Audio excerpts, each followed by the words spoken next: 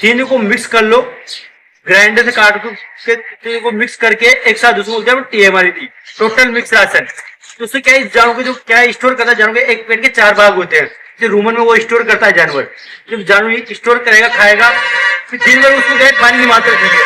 जानवर जितना पानी पिएगा, जितनी चुगाली देगा, उतना ज्यादा दूध का प्रोडक्शन देगा। वैसा ये मात्रा आपको जो चूना है, ये कैल्शियम की मात्रा को, जो जानवर के अंदर जो कैल्शियम की कमी आ रही है, मिनरल्स की कमी आ रही है, उसको पूर्ति ये करेगा। बाकी जो फील्ड का जो मैनेजमेंट का जो काम है वो आपको करना है।